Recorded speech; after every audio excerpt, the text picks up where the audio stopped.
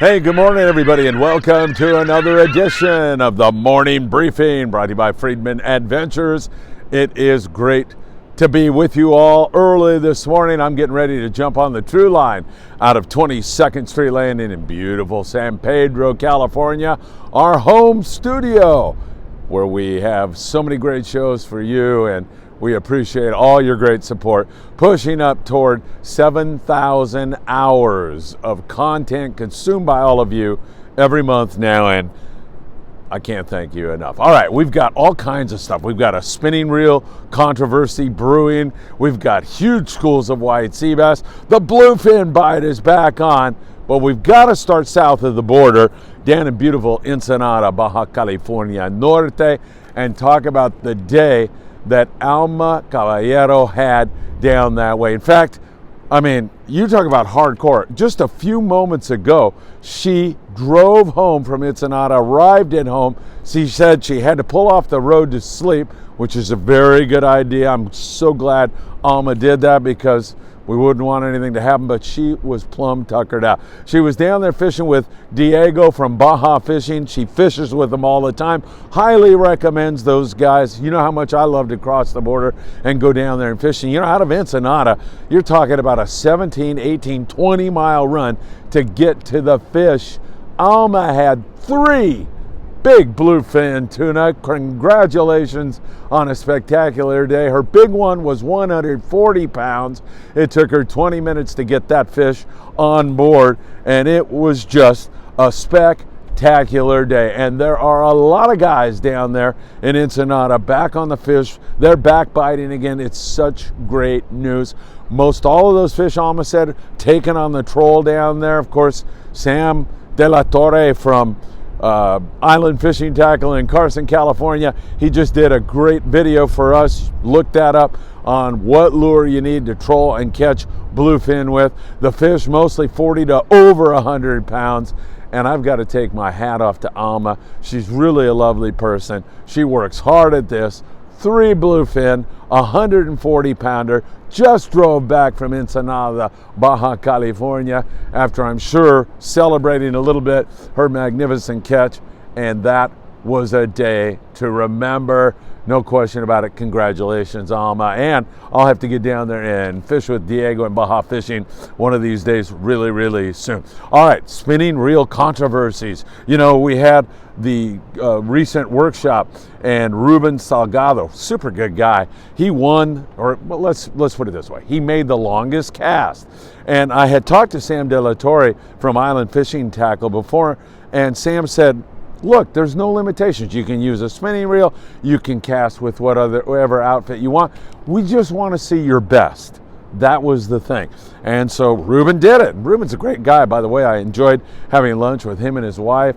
And when he found out that Chris Nakashi had won the reel that we had the raffle for to benefit the people south of the border, he raised his hand and said, I'll take the reel to the winner. It's a little bit out of my way, but I'm happy to do it. So great guy. So that's what the controversy is. You've got all these guys, of course, saying, you know, coffee grinders, that shouldn't count, and everything else.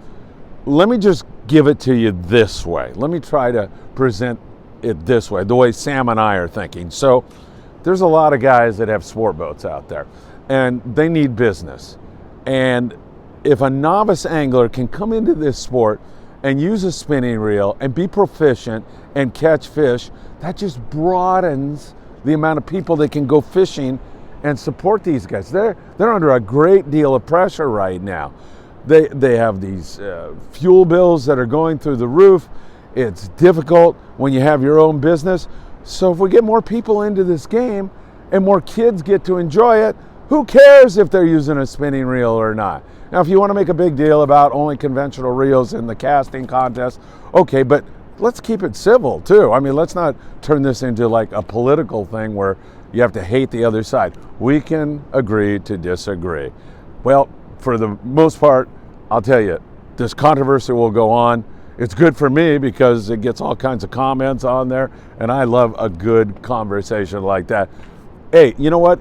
Let me know how you feel. Put a comment on the YouTube channel. Are you for spinning reels Or are you diametrically opposed to spinning reels? Do you think they should be allowed in the casting contest, or should there be a separate category? We would love to hear from you. Bluefin tuna, all I have to do is say it's terrible, and they're on the bite again. In fact, David Maestro, who's a great angler, came on our YouTube channel and said, Phil, the light switch is back on, and man, is it ever back on again. Great nighttime fishing going on for the San Diego-based fleet off Ensenada. It's back on again. It was about a week where that fish put its nose in the mud and decided it didn't want to play anymore, but it's playing, and it's nice fish, 40 to over 100 pounds. You see some of that 200-pound stuff, 2-speed reels with 80 on it, definitely mandatory. During the daytime, it's much more scratchy. It's mostly a nocturnal bite right now. Once again, you do still want to have some 30 to 40 pound fluorocarbon.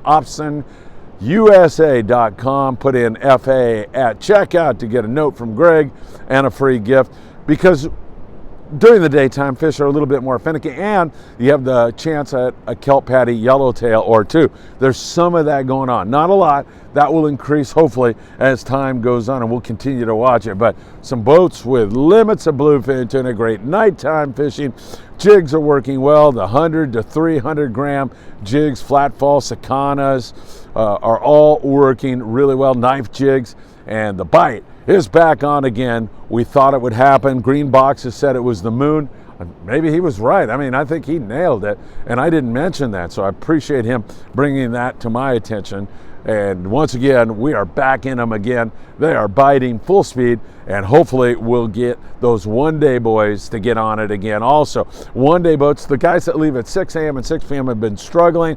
Just a handful of fish for the most part. Sometimes they even strike out, but hopefully that fish will get back on the daytime bite, and we'll start to see it chewing up a storm. At the Coronado Islands, there's quite a bit of yellowtail there now, and there's occasional good hits. Some private boaters have been catching some fork there, and it's been pretty darn good. So, man, there's guys surf fishing down here, and it's daybreak. I wonder if they're catching anything. Wow, I got to jump on the true line anyway. So, Coronado Islands, yellows are there, and that seems to be headed in the right direction. Also, I like what's going on there. No big numbers yet, but we'll keep our fingers crossed, and hopefully that's going to get going. The coastal area is starting to pick up a little bit. There's quite a bit of anchovy around, and when the guys have that for bait, like on the Western Pride, you know, they had really good bass fishing, over 100 bass yesterday, and you know, they had 30 or so keepers. Good action, lively action. The surface bite is trying to happen, get water temps over 60 degrees, and that's when it all starts to come together. We're seeing that down around Ensenada. We're seeing it around Dana Point, up in the Santa Monica Bay. We'll see what happens on the true line this morning, as we're going to give some local areas a look. It really looks pretty good up there in the Santa Monica Bay, mostly rockfish, but there are some bass being taken. So we're right on the cusp, and I'm hoping that that barracuda gets into the picture here very, very soon also. We'll be watching that for you very, very closely. San Clemente Island, Santa Barbara Island, Catalina Island. There is some pretty good signs of life. Fury with 5 yellows yesterday at SCI. That area is full of life. A lot of bonita up the front side of the island with calico bass, and yellows are also there. Once again, we've had this blow, this wind, and it really wreaks havoc on the environment. It reduces water temperature, which is never good for a surface bite, and it dirties the water up. Same thing. It has an adverse effect on the bite for the most part, but all that's starting to rebound, and the weather shouldn't be a problem through the weekend. We're going to have some nice weather. Yo-yo ironfish over there at San Clemente Island and other islands also. So bring some 60-pound. Be ready to yo-yo the iron. That is a really effective way to get it done. And also don't forget how we have seen around Squid Nest some good sea bass and halibut fishing. The Pride has been doing very well out of 22nd Street Landing on those species, so we'll be keeping our eyes on that for you very, very closely. Also, Channel Islands. Oh my God, we're getting a weather opportunity. We're getting a weather window, and we are seeing big schools of white sea bass up there in the Channel Islands that don't want to bite yet. You get the feeling, you know, the light switch just went on down there in Ensenada. We're seeing it on the local scene. That light switch on that sea bass in the Channel Islands, it has an extraordinary chance to pop up here any day now. we're hoping, of course, it'll be Sunday on board the Island Spirit, as we'll be out of Ventura sport fishing on our Friedman Adventures trip.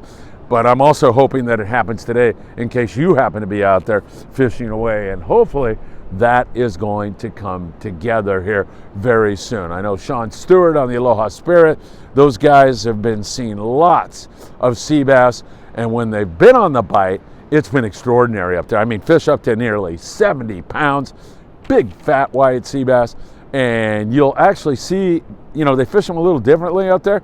They kind of run and gun on them at times. You'll see them on the surface, and the boys will run up on them and give it a shot. So it's looking good. Ventura sport fishing. Don't forget, if you'd like to get out with them, you got a weather opportunity now. Window. It's been so breezy and so nasty, and it looks like we're going to have that window here starting today and perhaps moving into Monday. It looks pretty darn good. Now the weather's, these are forecasts, so be careful about that. Ventura Sport Fishing, 805-676-3474 if you would like to join them, and I highly recommend you do that. Again, May 22nd, we are on board the Island Spirit. I think we've got 2 spots left. If you'd like to join us, we'd love you to scoop up those last 2 spots. We'd love you to come out with us. That should be a really fun trip, hoping that the light switch goes on.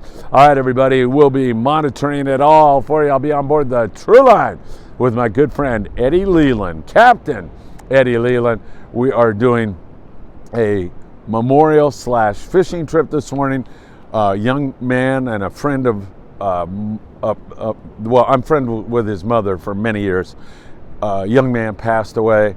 His dying wish was that instead of mourning, that the group would go on a fishing trip. So I'm helping to put that together. We'll be out there this morning. Captain Eddie Leland donating his time to make sure that people can have a good experience today. Remember this soul that has gone on, and do it in the realm of sport fishing. Pretty nice day. I'll let you know how that goes later on. Thank you all so much for your constant support of Friedman Adventures. Remember, put a comment up there about spinning reels. It's a big controversy. It's right up there with all these other controversies. And of course, we'll keep you in touch with the very latest. Thanks again. You've got my thanks for everything you do for Friedman Adventures. I'll see you soon.